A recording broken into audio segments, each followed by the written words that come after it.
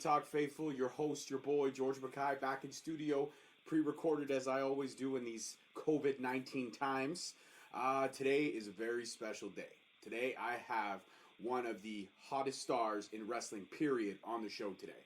Very excited to bring him to the show. Please help me welcome, hope I'm saying it right, Dman Dan Parker to Straight Talk Wrestling. How are you, sir? What up? How are you, my man? COVID's making me go. I'm good. Nice. Just hanging out, trying to enjoy COVID as much as possible, make the most of it. Where are you right now? Are you in LA currently? Oh, no, thank God, no. Okay. That would suck. No, it wouldn't suck too bad. I think it's better to be in Canada than in the States right now. We're handling it a lot better than they are. But no, I'm actually in the city. Perfect. I've been locked down in the city, so hasn't been too bad. Well, that's good. That's good. You know what, man? Also, I've had a lot of pleasure of seeing you up close and personal at a few shows. I saw you at a Destiny show. I was actually supposed to see you at a Crossbody show in March, but due to COVID, that got that would have been a good show. That would have been a crazy show, man. I was excited to see you, but I did get to see you at the last show that I attended, which was a Battle Arts show, and you fought Sexy Stan Smith for the... Oh, that's hilarious. Yes. Yeah, I literally just got back from the Winter Death Tour that week. And that was a great match. I mean, every match I've seen you in has been impressive. But the one thing I got to say, the most I find about you is your character. You're so pro-Canadian, and you know that because you're from Canada, you're great. You were born great. And I love everything about it, especially, though, the catchphrase. Because Canadians are known for being polite and always saying, I'm sorry. But you don't say I'm sorry the way 95% of Canadians say it. You say it with a little bit of flavor at the end of it. You know what I mean? Well, I think Canadians say it that way too when they're pissed off, right? Yes. Or if they're annoyed at somebody, it's like, well, sorry there, bud. Yeah. You know? Yeah, absolutely. 100%. So, let's just talk about... It's just that side turned up. It is. Well, isn't that what all wrestling characters are in general, though? It's pretty much you, but a very turned up version of you to like the 10th or 20th or 100th power, if you will. We'll go with Spinal Tap 11. Spinal Tap 11. I like it. I think you and I are going to get along pretty damn good. So I know you grew up in Palm Beach, Ontario, around the Georgian Bay area, and you started training with Rebel Taylor and Cliff Story, if I'm correct on that, right? That is actually very correct. That's very good research. I always pride myself on making sure that all the research I do is on point. I mean, it's hard this day and age with the internet. You can't trust everything you read, so you always hope for the best. I've been blindsided a few times where I've asked wrestlers questions, and it's like, no, that's not what happened at all. Okay, cool. So the internet does lie. If you get anything wrong at this point, I won't be upset. I'm already impressed, so you're good, dog. Perfect. So I one of the questions I always ask first off, right off the hop, is I call it the defining moment. It's that moment in your life when you remember falling in love with this business that we're going to be talking about today. When do you mean more in the sense of when I knew hey, this is what I want to do? Well, right? Or when did I first be like, oh, I like pro wrestling? Pretty much when you fell in love with pro wrestling. That was the first moment. Not so much when you decided this is what you wanted to do, but that moment where you saw it for the first time and you were like, this is going to be a big part of my life in some form or fashion. Yeah, so I realistically, late 2003, I was flipping the channels, and it was Jamie Noble versus Tajiri match. It was when Jamie Noble had Nydia, and she got sprayed with the green mist and couldn't see, and she was blind and stuff. And I don't know why. I hated wrestling before as a kid, right? But it wasn't until then that I was flipping through the channels, I stopped for whatever reason, and then just wanted to see more. And then every week it'd just be try to find more and more and more. And then next thing you know, it's like, oh, I'm consumed. And it was the time around Benoit and Eddie winning the belts, so that helped a lot too, because I was getting the best wrestling on my TV as a champion. So I was like, okay, I really like this. This is awesome. And I kind of just spiraled from there. You know what? You're right. That was probably some of the greatest times, greatest champions in wrestling history when you saw those two guys who had worked their ass off with all the struggles through WCW and all the dark days over there, coming to WWE, getting new life breathed into them, and both winning at the same WrestleMania. I mean, you can't have a better feel-good moment than that. I truly and firmly believe that's one of my all-time favorite WrestleManias. So you're absolutely right. You were spoiled as a wrestling fan. Not so much now with what the WWE product is doing. Sometimes I scratch my head. I kind of pity my kids because my 4-year-old daughter and my 10-year-old daughter, they love wrestling as much as me and my wife do. And sometimes they watch nowadays. They got the network. They can go back. It's true. Especially if they get into that Ruthless Aggression series. That's a good little Kickstarter to go back and watch stuff. Yes, it is, absolutely.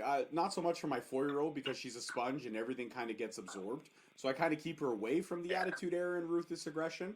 But my 10-year-old, I show her all the classics. She's like, Dad, Raw was pretty good this week. I'm like, no.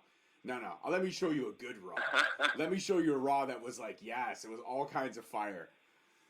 So you... Yeah, I went to look to see if they held up. And I'm like, they still hold up. I'm like, okay. Yeah, they do. I mean, they stand the test of time, which is kind of the great thing about wrestling is that a lot of things can be remembered and stand the test of time. But in terms of you, so you started training, then I believe you got scouted. I hope I get this right as well. You got scouted by Chris Thorne, who's a freelance wrestler for the Niagara region, and then you attended Brock at St. Catharines, and then you also went to train with Thorne at Tri-City Wrestling. Is my research still holding up? Yeah, so Thorne would actually come and rent us the ring sometimes. Right? He'd bring his ring up. So that's how I knew Chris. I knew Chris for probably about a year, just a little over a year before I actually went down. And I based my schools for university on where they actually had wrestling schools. I really didn't care about my program, which sounds really bad. But focused on wrestling schools. I got accepted to Windsor and Brock, and I went to Windsor first to go check it out and realized, you know what?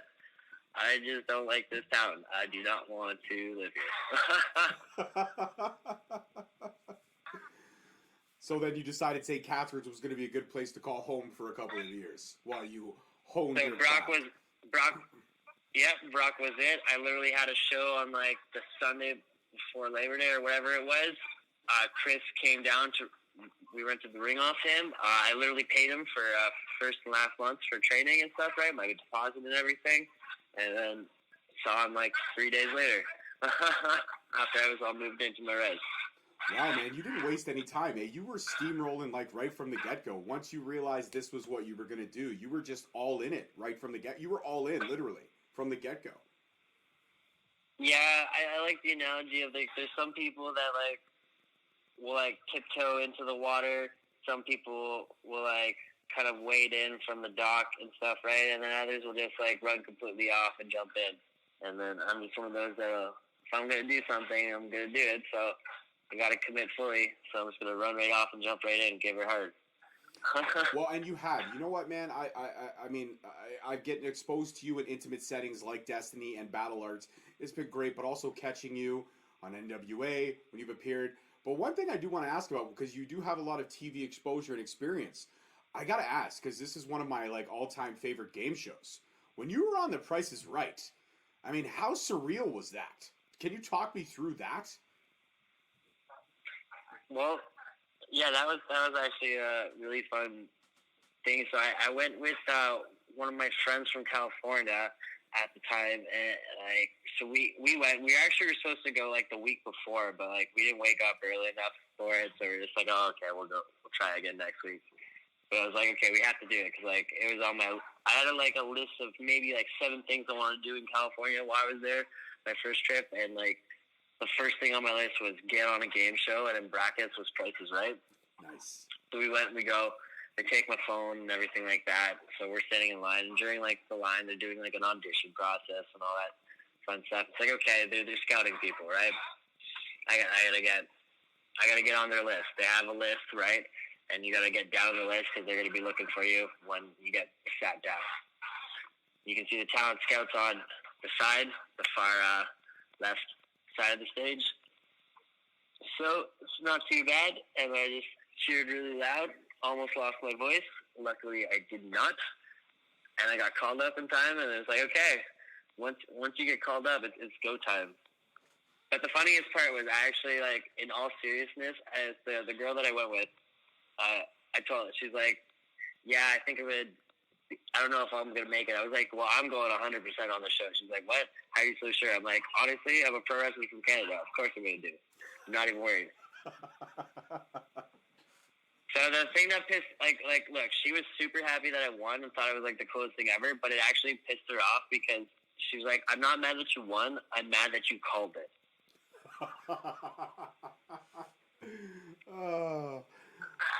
Well, you know what? The cockiness. I was like, yo, I'm psychic.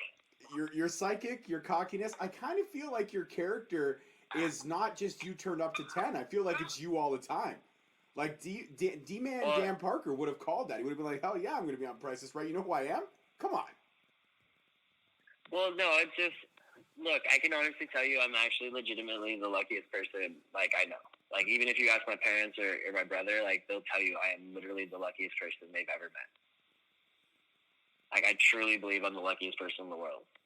And, like, it's just manifesting that into the universe and projecting that, right? Well, you know what? There's nothing wrong with having a little bit of luck. You'd be surprised what you can make. Yeah, there's nothing wrong with having luck on your side. And you have had quite the string. I mean, Price is Right aside, just looking at your accolades, man, just in the research that I was doing and stuff like that, I just couldn't believe it. I mean, you got to pick the brain of Smith Hart. You got to work a Stampede Wrestling show, which I believe was also on your bucket list at one point or another. You've worked at that was on my bucket list. I mean, come on, man. As a Canadian kid, Stampede Wrestling, and you're also working with one of the Hart brothers? Like, I mean, Jesus. How can my first wrestling weekend road trip was actually with Smith Hart. You got hold on. You got to literally spend an entire weekend in a car picking the brain of Smith Hart. It was Buck Gunderson driving, Matt Garrett in the front passenger seat, and me and Smith Hart in the back 3 days, and like such a funny weekend. I if that was me, I wouldn't know what to do. I would just be staring at everyone in the car, being like, "Do you guys know who you all are right now? You're all very big deals, all of you, legends." Yeah, I think I was only 18 when that happened too. Jesus Christ! Yeah, I would have been 18. Do you have a leprechaun up your butt? Yeah, because like I seriously mean it when I say I'm really the luckiest person I know. Like I really don't know somebody that's luckier than I am. No way. Like I'm still trying to find somebody. Like if I can find somebody, that's awesome. Like because I'm like, man, that person's really lucky. Oh yeah, good for you. If you could send some of that luck my way, I would absolutely love to have it. I would love to have a little bit of that luck. Cool. If you could spare any. The next month's gonna be a really dope month for you. I'm looking forward to it. Well, this month, middle of this month, starting pretty good because I'm having a wrestling conversation with you. So talk to me about Oh well. No need to blow smoke up my ass. I already like you. I'm not blowing smoke. I'm just being completely 100%. Talk to me about Japan. When you went over to Japan, because I know when you were at Battle Arts and stuff like that, you worked with, I hope I'm saying it right, Yuki Ishikawa. I know he was one of your mentors and stuff like that. He helped train you, and I'm sure that kind of was a doorway into Japan. So when you went over to Japan for 6 months, because we all know, I mean, anybody who watches New Japan Pro Wrestling, which I do, I know you worked with 01, so they're another great promotion out there. But anybody that knows wrestling knows that the Japanese absolutely love and appreciate the sport of wrestling. So what was the culture shock for you from coming from Canada, small town like Palm Beach and stuff like that, and going out to Japan and seeing the difference in how much wrestling is appreciated? Because in North America, we love it. We absolutely do. But Japan, it's another level. It's an absolute another level. So talk to me about that. So one thing like I always prided myself on was having enough knowledge and research on everything to know what I'm kind of getting myself into, right? So like I watched enough DVDs, tapes, read enough books, right, biographies to like have an idea of what like I was getting myself into, right? And on top of that, I had already been living with Ishikawa, right? I was actually living with Ishikawa and Santino Marella at the time, and I was living with them for like 2 years before I actually went off to Japan. I just never really advertised it. Well, we don't feel bad about that. We get it. I mean, that's cool. You're living with your mentors. You're picking their brains. You're training, and you're working. Oh yeah, no. But I think that has always helped me, right? And I've always had that mature sense, and like always like even just being on time and punctual for work, right? So like being early was never a thing that like I would get in trouble for. Like I would never be late or anything like that, right? Just because I knew like you have to be early. Like being on time is not being on time, right? Being early is being on time. So like in just the respect, like the thing, like I don't know. My parents were like really strict, right, on me. So like being respectful was just a thing that like I had to do, which I'm thankful for now, right? So like I love the Japanese culture, like I really do. Japan's amazing. I think everybody should go to Japan at least once. Like probably the safest place you can go travel. And did you get, when you were over there, did you kind of get noticed by people? As I mean, you were there for 6 months. You're wrestling quite frequently. Were you noticed on the streets? Was it cool for you for somebody to come up and be like, "Hey, I saw you last night. That was incredible." People taking pictures, cheering for you or booing for you, depending on the character that you were portraying. Like, how was the whole overall atmosphere? So that was actually something really cool about that. So like, I would do some stuff for like Samurai TV with like FMW and like 01, right? So and with 01, we got to travel all over the place, and with Onita too, right? Between 01 and the FMW crew, we'd be doing a lot of shows. So I got to travel through the whole island of Japan, and then in the bottom part, and like in Osaka, like because I was based in Tokyo. Right, I was probably just around the corner from Tokyo Tower and Hamamasucho in the Minato region of Tokyo. Mm-hmm. Mm-hmm. So being like 8 hours away and like even like over 24 hours away from like Tokyo and having people like recognize me or like bring me gifts to the shows, right? That'd be cool. Like they bring personalized things like samurai stuff because like I was last samurai in FMW. And Matrix and 01. So like that's really cool. I'm like very respectful. Japan's awesome. I have nothing bad to say about Japan. If given the opportunity, would you go back again in a heartbeat?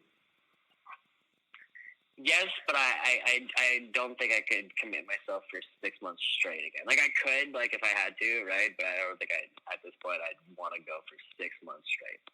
So you would go maybe for like a 1 month, maybe 2 month kind of tour thing, kind of go back, Last Samurai, Matrix, maybe they pop up again, something like that, or even a one-off show for a week or two? You know what, I would do either or. You know what, I could realistically probably do 3 months there straight. But I'm at the point where I'm like, man, there's so much other things I want to do too, right? So I'm just trying to balance everything. And I'm not getting any younger, unfortunately. Sorry, how old are you right now? I am 27 now. 27. Okay, I'm 36. So I'm 9 years your senior. And you are in fantastic shape. You still got a whole bunch of years in front of you. I know time flies by quickly, but you got a whole bunch of years in front of you. And I think you could do another, like you said, not to be greedy. We don't want to send you to Japan permanently. We want you back here. We want you repping Canada here as well as in the U.S. and all that kind of stuff. So I think, if any Japanese promotions are listening to this, book him for a month or two and then send him back because we want him back. We don't want to let him go there permanently. Okay? We want him to stay here and rep what he's doing in North America so well. One thing I do want to ask you about... Well, it looks like I'll be staying here for a bit based on our current... the COVID-19 situation. Yes. You know what? I don't want to. Not funny. No, it's not. It's not funny, but you know what? It's just like, what else are you gonna do? You just kind of gotta laugh at it all, right? It's just make the best of it. Absolutely, and I think that's. Don't stress over it. Just smile and let's give her heart and try to be as productive as possible. Absolutely, and like you said, luckily enough, here we're doing all the things right. the numbers are going up and down a little bit, but I think it's still too early with what they're doing with opening certain things. But hey, I'm not a politician. I don't get paid to make those decisions. All I'm trying to do is keep myself and my family safe, and that's all I can focus on. Just like I'm sure you yourself are trying to keep you and your family I safe. I think it's a little too early too, right? But I understand where people are getting so crazy, especially with this nicer weather. So you have to like look, either you're going to shut everything off and people are going to get really upset, right? Or you give them a little bit and see if we can trust you, right? If we can trust you, we'll give you a little bit. Let's see if we can work out, right? If we can't do it, then, hey, let's better be safe than sorry, right? Absolutely. You just hit the nail right on the head there for sure with that. Question for you. I'm a big NWA supporter. I love NWA. I loved everything that Billy Corgan and Dave Lagana are doing over there. I've interviewed a lot of their roster recently. Most recently was Thunder Rosa.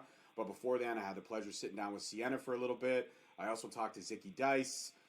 So many great talents over there. And you are one of them. You're kind of popping up here and there and stuff like that. You're with pretty much NWA Hollywood around the 2009 scene and stuff like that.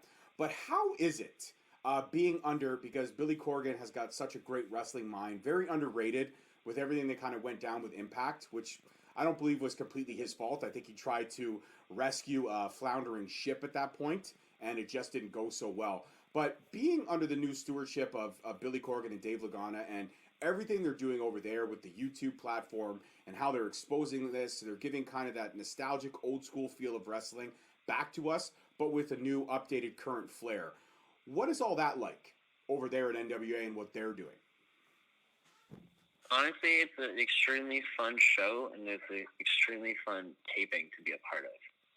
Like, it's everybody in the locker room has that same mindset, right? That old school mindset where they're not going in to do a bunch of sequences to be tough and cool to show off to the fans, right? Be like, hey, look what I can do, right? It's like, no, they're going in there to do their job. If they're a heel, they're going in there to get heat, to make you hate them, not to do cool, flashy moves. So you're like, oh, that was awesome. That was awesome. No, you know what I mean? Like,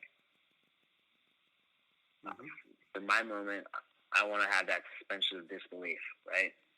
I want to be so engaged into the emotion of everything that I'm not taking away. But it's like, oh, well, this looks too choreographed and too stupid. You know what I mean?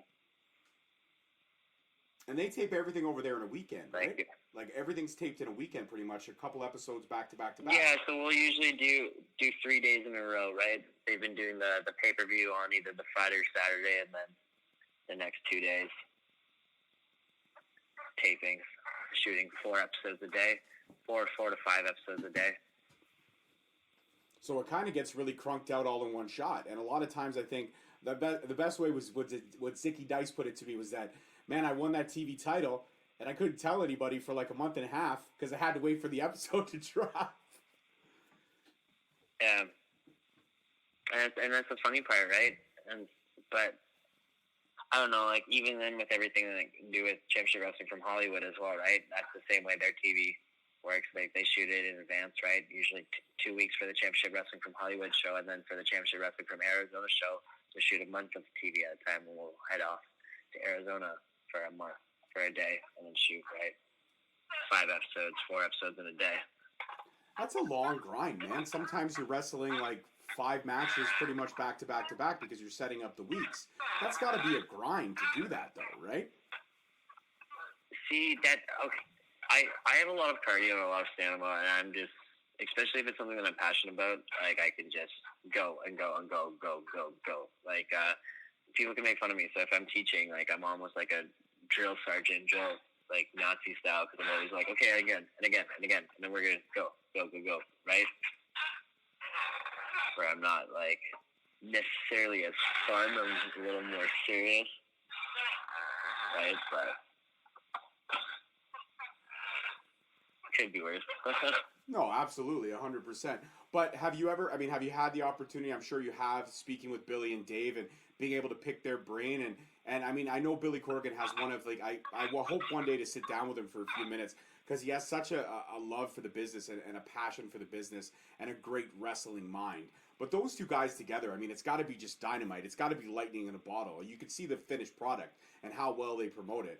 But I mean, on set, they probably have to be literally running a mile a minute, making sure everything's perfect, setting up the storylines, booking everything like that. But I mean, the wrestling minds on those two guys are fantastic. So to be in that kind of flagship, that's got to be something pretty special right now. No, I'm very fortunate for all the opportunities I've been given and everything I've been able to do. It just added to my portfolio and my knowledge base. I'm like more well-rounded, not just in the wrestling aspect alone, right? Multiple stuff and aspects behind the scenes, right? Like my name is in the credits for different acts. Like season 2, I was stage manager for it, so like my actual shoot name is in there. The credits on every single episode as a stage manager. The first one, not only did I wrestle, but I was a production hand too, right?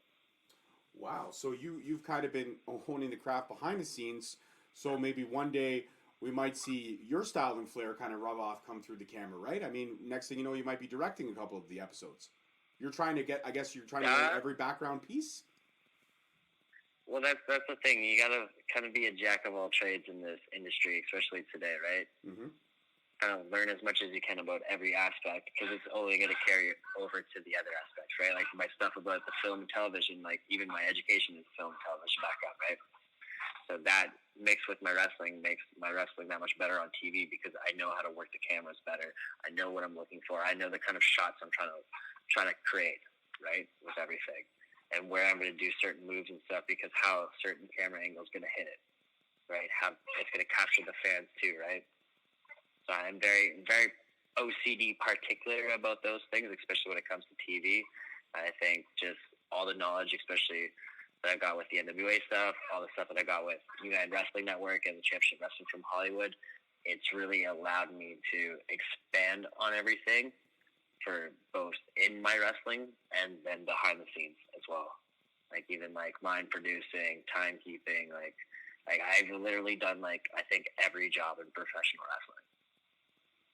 But obviously being in the ring and telling a story with your dance partner across the ring, that's probably the best part of it all, though, right? Oh, that's my favorite. I realized in high school, I was like, because I did video editing, and I've done it since like grade 7, right? And I'm really actually good on it. At it, and, like I've done vlogs and like other productions, like some matches for Hollywood I've actually edited and stuff, right? So you are really a jack of all trades. There's nothing that Dan Parker can't do. Well, I don't know. I think it's like, look, anybody can do anything. That's the greatest power in the universe, is that anything is possible. You just have to believe and just be willing to give it a chance, right? I think the biggest thing is people aren't willing to try, right? They'll just beat themselves up or say, oh, no, I just can't do it, or it won't work out. They'll make excuses before they even begin, right? Yeah, no, like, absolutely. Well, you never know.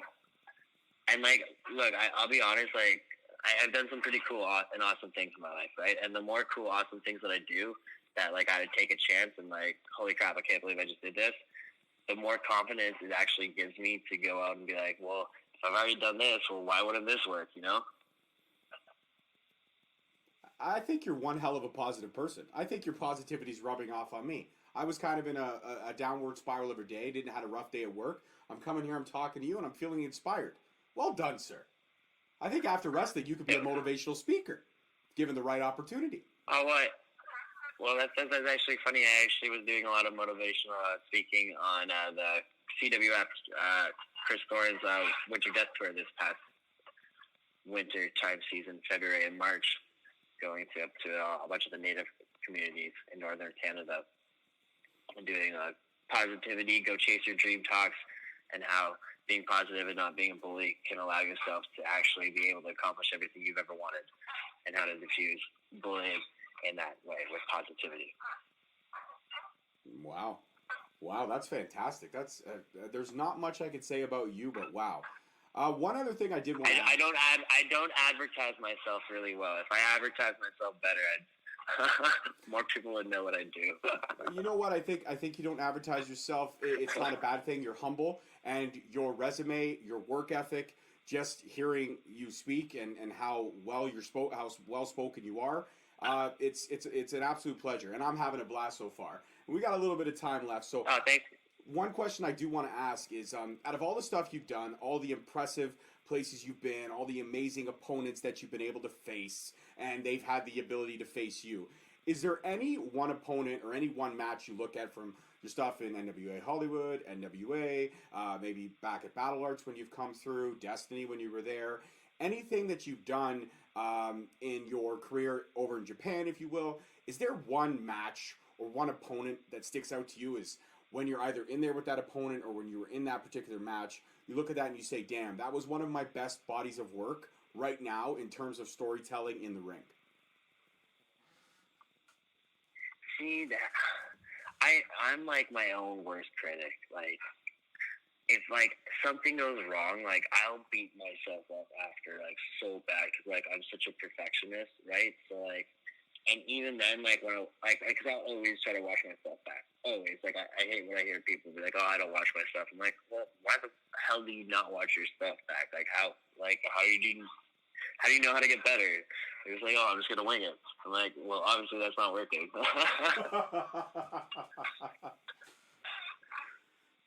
But no, like I love watching my stuff, so like like okay, so like I think if I had to choose like one that where I stood out, where I was like, okay, that was really awesome. Like probably Japan, Korakuen Hall for FMW. It was my debut for FMW as Last Samurai. Right, and it was at Korakuen Hall, and I actually ended up picking up the victory. And I was like, yeah, I was all stoked about that. And I actually had a really good match. When I went into the 0-1 office the next day, Oki was like, D-Man, why you have such good match for FMW? I'm like, Oki, it's because they didn't book me as a young boy. So it's his fault. You went and you had a better match for the other guys. Well, in 0-1, I was booked as a young boy, so I was booked to get the shit kicked out of me. Right. But then when you went over... Right? Yes. And with FMW, they gave me the spot right before intermission, like, and gave me a big thing, and I was, like, really thankful for that. I was like, that's awesome. Well, that's because they recognize the skill. They recognize the skill and the level. They know when they saw you walk in, they're like, all right, this man means business. We got to make sure we do good for him so he comes back. And you know what? Yeah, well, I would have FMW training like once a week while I was at 0-1. Like I would help teach and stuff there for it. I was like, I forget what day it was, but once a week we would have. I think it was either like Friday or Saturday. Like every one of those days, we'd have to do it. And the owner at the time would even do the training too, and he really liked me. So I was like, that was cool. Actually, I was talking to him the other week. Actually. And how are they doing everything over there? How's everything over in Japan right now? So he doesn't own actually FMW anymore. I don't know who owns FMW now. I don't know if it went back to Onita or what. But no, everybody's kind of like, some people are still doing shows, right, with like no crowds and stuff, and just everybody's kind of the same thing in the world, right? Hunkering down, and as much as everybody wants to do stuff, it's like, well, look, is it really worth it? Right? Like, yeah, I know, like, the show must go on and, like, do whatever it takes, but look, is it worth it to hurt or affect somebody else's life, right? Like, I get if you want to put your own life in it, and the hands go for it. Knock yourself dead. Pun unfortunately intended, I guess. Mm-hmm. Like, obviously, I don't want to see anybody die, but, like, if you want to do that with your life, that's your thing. But, like, it's not fair to me to put somebody else's life at risk. You know? Absolutely, I understand. What's your thoughts on that? What's your thoughts on the empty arena matches? Are you impressed with what they're doing, or do you still find it as kind of like a maybe a waste of energy, if you will, in this time? No, well, you know what? It actually, I like the concept of an empty arena match because it really shows you who can work and who can't work. Right? So it separates the weak from the strong. Well, it separates the workers from the Spot Fest dudes. Okay. Because the Spot Fest guys were connecting based on stringing a bunch of sequences of moves of high impacting to make the crowd go reaction. Oh, this looks cool, right? it's fireworks, right? Mm-hmm. But you can only watch fireworks for so long. Now, if you had like a good story, right? Had a great story, and then at the end of the story, then you saw some fireworks, you'd be like, man, that story was dope. And then you got some dope fireworks at the end. It's like, man, it would make the story feel even cooler, right? Absolutely. So, like, you can see it with like Orton. Orton and Edge have been great. Like, especially I didn't watch all of it, but I saw a little bit on Monday, and like Orton's awesome. Like, he can talk and he's engaging, even with no crowd there, right? You're still listening to every single word that he has to say. No, But then there's some people that you're like you're listening and it's like, dude, man, can you learn how to read the script with like some emotion, please? I know exactly who you're talking. 100%. I know exactly. We're not going to name names, but I know exactly who you're talking about. You don't have to name names. It's unfortunately a lot of people, right? And it's just like, look, you have to keep that passion in there because it's based off. We're in an emotion-driven business. Professional wrestling is built to mess with people's human emotion for entertainment purposes. Whether I want to make you angry, whether I want to make you sad, whether I want to make you happy, right? Like even this week when Becky announced her pregnancy, right? It's like, okay, everybody got all teary-eyed, right? Because that's a real human emotion. Mm-hmm. Mm-hmm. Right? Because we're all happy for her. Absolutely. I can't wait. I know that baby is going to be... I hope it's another little girl so that it's another girl that can beat up on Seth Rollins behind the scenes. I would enjoy that. I think two women in the house, I think you'd be outnumbered. I have nothing but women in my house. My wife, my two daughters, and even my dog. I am completely and utterly outnumbered in my home. But I love every minute of it. I wouldn't change it for the world. I wouldn't change it for anything in the world. So when everything is done and the world gets back to whatever the new normal may be, maybe this could be a Straight Talk Wrestling exclusive. What are the next moves that Dan Parker wants to make in his career? As you mentioned earlier, you're not getting any younger, and I think that's a crock of shit. I think you haven't even reached your peak yet. I think you have so many more years ahead of you that we're going to see a lot of amazing things from you.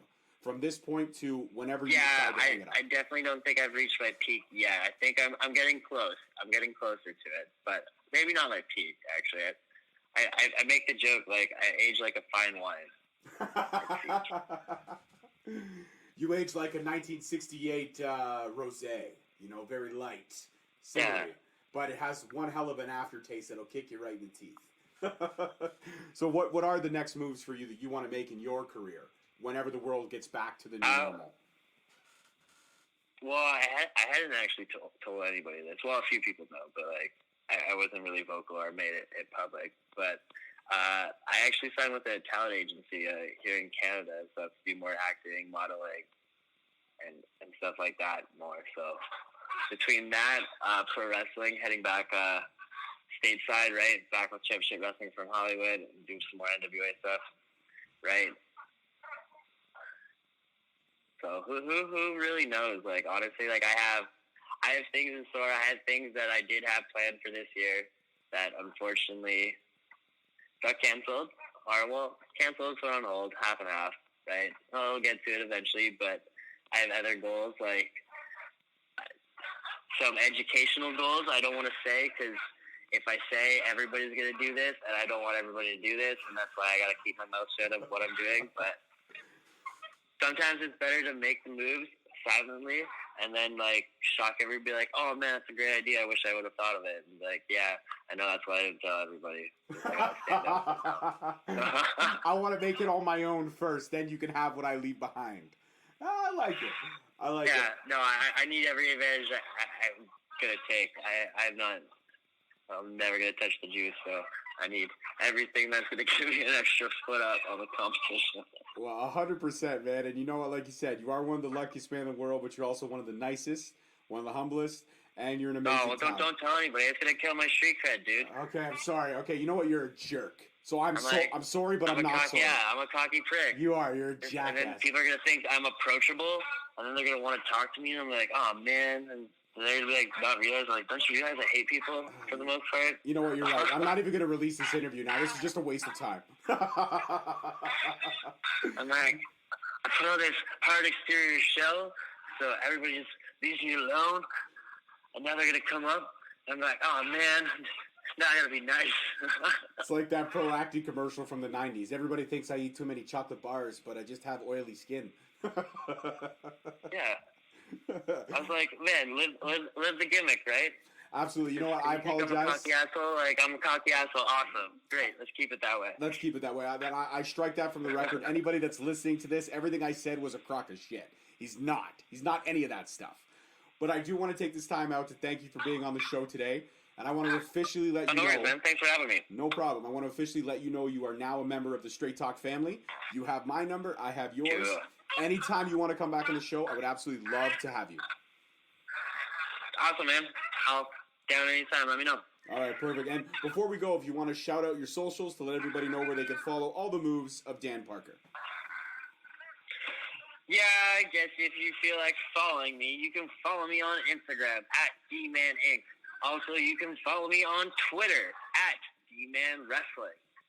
And you can also follow me on Facebook at, I think, DTV Dman Dan Parker or Dman Dan Parker, one of the two. However, though, I'm really not active on that one, to be perfectly honest. You're an Instagram and a Twitter guy. There's nothing wrong with that. Honestly, I actually just hate social media, to be honest with you. Fair enough. Well, you know what? The time that I've met you, I like Instagram because I like looking at cool pictures. But other than that, I just hate social media. And I really only have it because of wrestling. And if I didn't have wrestling, I would not have social media. It's the same thing with me. If I didn't have my podcast and I didn't need to promote my episodes and the amazing stories I'm able to tell, I probably wouldn't have it either. But you know what I'm lucky about? Yeah. I have you as a follower on both Twitter and both Instagram, and I follow you back. So look at that. We're already following each other. No. That's perfect. 100%. Everybody else can just follow along. That's it. Everybody can see what we're doing and understand that we are two of the best guys in the business. People just got to wake up and pay attention, God damn it. Jesus. No, it's okay. I like being kind of swept under the radar and stuff, right? Because then it's like, man, where the hell did he come from? It's like, man, I've always hated man. Just open your eyes. Well, you go enjoy the rest of your Friday. It's the cheapest thing you'll ever spend in your life is just to pay attention, and you'll be surprised how much you learn just by paying attention. Wow, and that another word of wisdom as we wrap this one up. You go enjoy the rest of your weekend and your Friday.